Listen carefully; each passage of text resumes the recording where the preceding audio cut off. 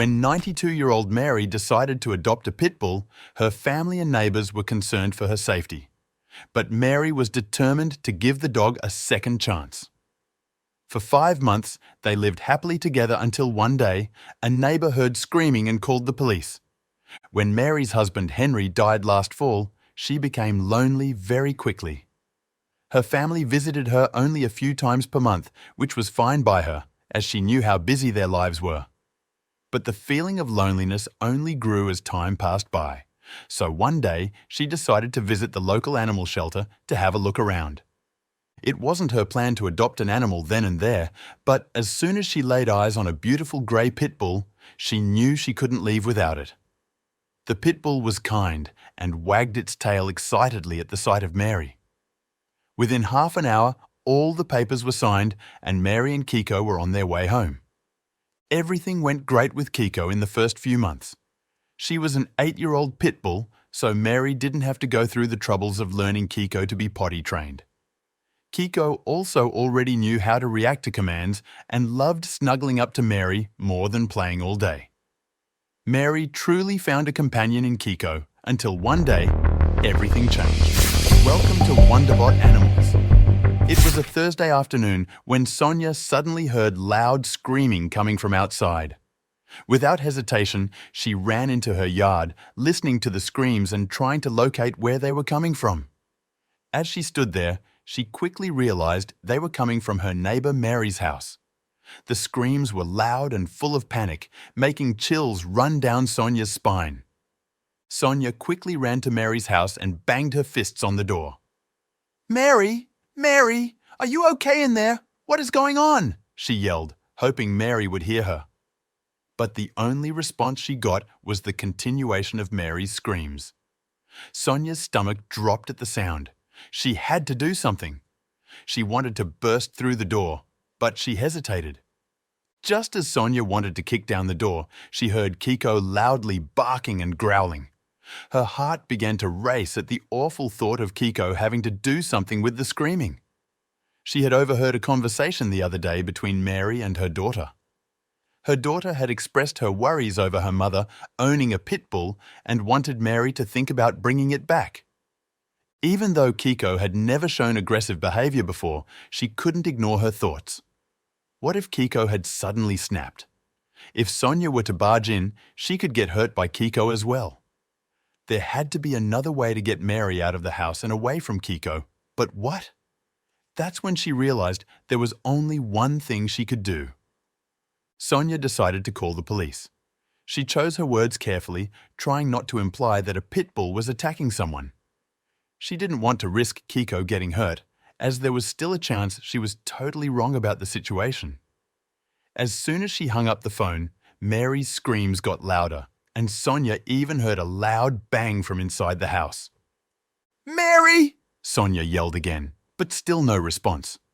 She ran around Mary's house, hoping to have a better view of what was going on from the backyard. Sonia carefully entered the backyard and immediately froze in fear. Mary's back door was fully opened, and she could see a struggle going on inside. "Mary! Oh gosh, Mary, hold on!" she yelled as she ran toward the house. Suddenly, the screaming stopped. "No!" Mary yelled. Her voice was trembling with fear. "Don't come in!" Sonia instantly stopped. "Why not?" she yelled in response. "Just don't! Go back to your house! Everything is fine here!" Sonia frowned. Why is Mary acting like nothing is wrong? She was screaming bloody murder only seconds ago, and now she's saying everything is fine? Sonia didn't trust a word of what Mary said. "Sonia, please go," Mary said. Her voice was still full of fear, but there was also a hint of urgency. Sonia quickly made her way out of the backyard, but she refused to let it go so easily. There was something going on in that house, and she wanted to get to the bottom of it. She had no idea when the police would show up, but until then, she was on her own. Sonia's heart raced as she looked at Mary's house. She had to find a way inside without being seen. She couldn't get inside through the back door, as Mary was in the living room. She looked the house up and down and suddenly noticed a small bathroom window being open. It was uncertain if Sonia would fit through it, but she had to try. A drain pipe ran right next to the window, so if she could climb up through the pipe, she could reach the window.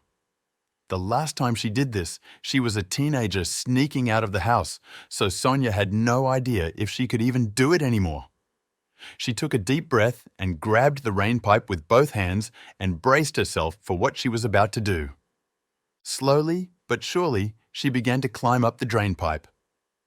When she was halfway up the pipe, she realized some of the other neighbors had come out of their houses to look at the situation unfolding in their street. Sonia tried to ignore their stares, but it was hard not to think about it. Luckily, she managed to climb up high enough, and she reached the window. She reached her arm out and was able to grab the windowsill. Now came the hard part. She had to grab the windowsill with her other hand as well, but by doing so, she had to let go of the rain pipe. If she were to miss, she would fall to the ground. She took one more deep breath and almost jumped toward the windowsill. She heard the onlookers gasping for air as she dangled beneath the window. Now, all she had to do was pull herself up and climb through the window. She was already out of breath from climbing up the drain pipe, so she knew she had to hurry up. Dangling there was also costing her strength, and she needed all of it. Sonia steels herself, taking a moment to prepare mentally for whatever she might find.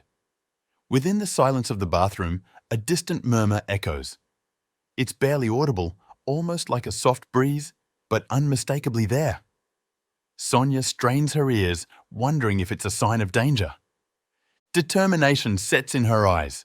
Sonia runs through possible scenarios in her head, taking deep breaths.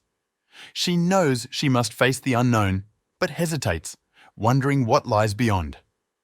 With caution, Sonia inches the bathroom door open.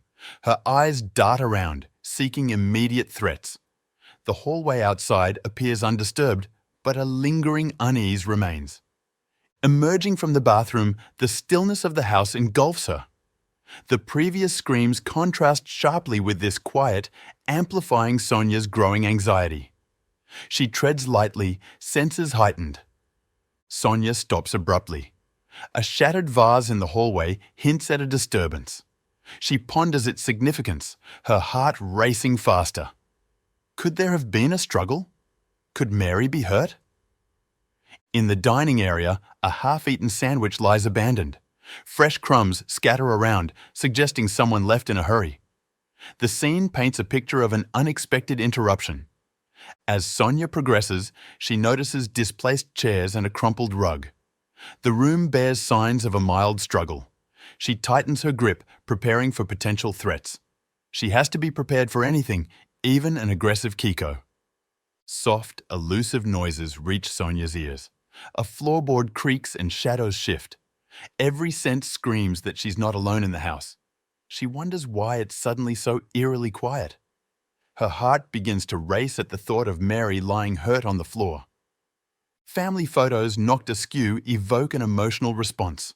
Personal items, strewn about, reveal a hasty search. Sonia's mind races, attempting to connect the dots. As she ventures further, fleeting shadows play tricks on her eyes. Each shadowy movement raises more questions, making Sonia doubt her own perceptions. The deeper she ventures, the more the house seems alive.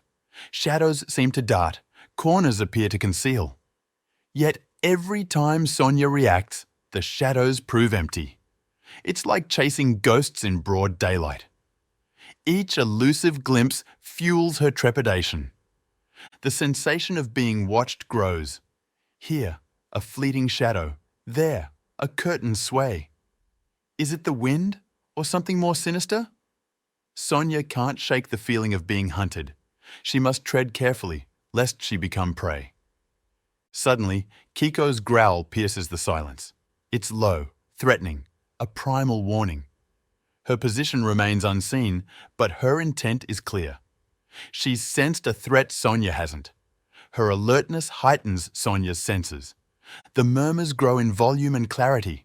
It's as if Sonia is inching towards an unseen radio. Every word, though muffled, builds a narrative. A confrontation seems imminent, and she braces herself. She knows she's nearing the heart of the situation. Hiding behind a wall, Sonia's ears work overtime. Two voices converse, one familiar, the other foreign. It's Mary's voice, threaded with anxiety. The unfamiliar tone, more forceful, exudes menace. Sonia's pulse quickens, piecing together their exchange. Words emerge from the whispers.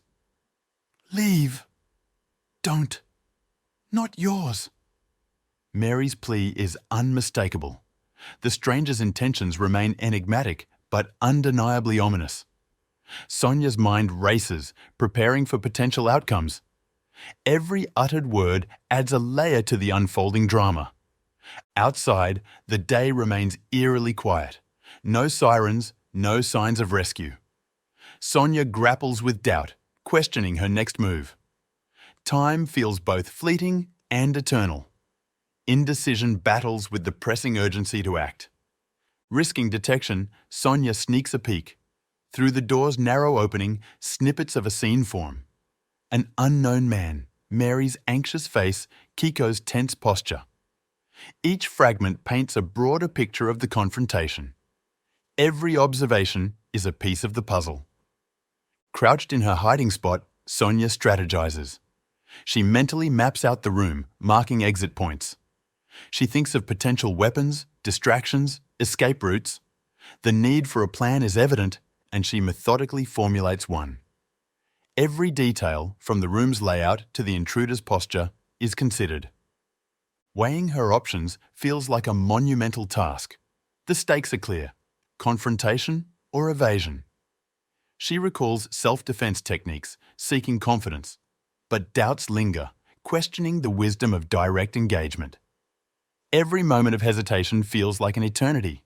From her position, the intruder becomes clearer. He's tall, casting an imposing shadow. His movements are deliberate, suggesting experience. The stranger's demeanor broadcasts authority, intimidating in its assertiveness. Sonia's heart beats loudly, realizing the gravity of the situation. The room's tension is palpable. Voices occasionally rise, breaking the strained silence. The intruder's dominance is evident in his tone. Yet, Mary's responses, though fearful, reveal a surprising resilience. The dynamics between the two foreshadow a coming climax. Postures reveal much about the unfolding scene. The man stands tall, radiating confidence. Mary, though seated, maintains a protective posture. Kiko, ever the guardian, places herself between them. This silent ballet of body language speaks volumes. Amidst the tension, attempts at diplomacy are evident. Mary, voice shaky but resolute, tries to reason with the man. She alludes to police, money, anything to de-escalate. But her words seem to have little effect. The intruder's intentions remain shrouded in mystery. Suddenly, the man lunges, initiating a physical confrontation. It's swift and unexpected, changing the scene's dynamics. Mary screams, her voice a sharp contrast to the room's prior stillness. Sonia feels a jolt of adrenaline. The time for inaction is over. Powered by urgency, Sonia emerges from her hiding spot. Her sudden appearance surprises the intruder. Mary's eyes widen in shock and hope. The playing field, once skewed, starts to level. The scene shifts from passive observation to active engagement. The room now feels like a chessboard. Everyone is positioned, each with their motive. The stranger's is unclear, but his action's aggressive. Mary seeks escape, her eyes darting towards the door. Sonia, now fully in the fray, wants to protect at all costs. The struggle intensifies. It's a human tug-of-war, with Mary as the prize. The intruder attempts to gain control, but Sonia fiercely opposes. Their movements are erratic, filled with desperation. The room's contents become collateral, getting knocked over in the melee. Kiko's involvement adds a wild card. She barks ferociously, snapping at the intruder's heels. Her loyalty to her family is evident in every growl. Despite her size, she becomes a formidable force. Her unpredictable actions throw the intruder off balance. The scales of power shift continuously. One moment, the stranger gains the upper hand. The next, Sonia retaliates. Mary, initially passive, starts to resist more actively. Kiko, ever unpredictable, keeps everyone on their toes. The outcome of the struggle remains uncertain. Expressions reveal the emotional roller coaster. Fear, determination, hope, and desperation play across faces. Each participant is pushed to their limit. Their eyes speak volumes, revealing thoughts words can't express. The room becomes a theatre of raw emotion. A pivotal moment emerges. Sonia, leveraging her environment, manages a significant move against the intruder. Using a fallen object, she gains a momentary advantage. The intruder's surprise is evident, his dominance challenged. The scene begins to tilt in Sonia's favor. With the tide turning, Sonia and Mary unite. Their combined efforts start to overpower the intruder. The realization that they might succeed dawns on them. The intruder's confidence falters, sensing the tables turning. Hope begins to shine through the dire situation. The climax approaches, and it's palpable. Everyone seems to be holding their breath. The room feels smaller, the atmosphere thick with anticipation. Eyes lock in a silent standoff, every move calculated. The hallway seems to shrink, intensifying the scene. Kiko's fierce loyalty shines brighter than ever. Using the ongoing distraction, she lunges at the man with a ferocity that belies her size. Biting his leg, she manages to hinder his movement. The attack offers Sonia a much-needed window of opportunity. The trio's unity becomes their greatest strength. Fueled by pure adrenaline, Sonia and Kiko unite in their onslaught against the intruder. Their combined strength and determination start to turn the tide. Amidst the chaos, they manage to overpower and momentarily restrain him. The room is a whirlwind of movement and emotion.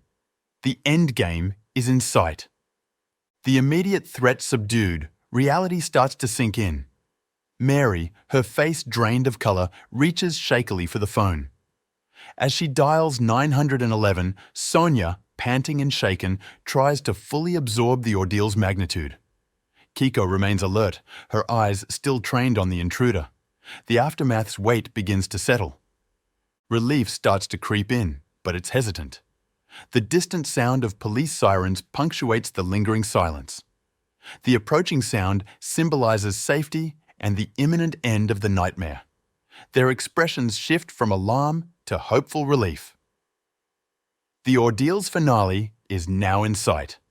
With the intruder finally subdued, a flood of emotions ensues. Mary's immense gratitude pours forth, overwhelming in its intensity. She embraces Sonia tightly, tears of relief mingling with heartfelt words of thanks. Their bond, having weathered such a storm, strengthens amidst the chaos. Kiko, sensing the change, wags her tail in cautious celebration. The aftermath of the ordeal sees Sonia, Mary and Kiko standing united, if not a little worse for wear. Their combined strength, trust and unyielding loyalty to one another shine through brilliantly. The final frame celebrates their triumphant stand against adversity. The narrative ends with an unbreakable bond, forged in the face of danger.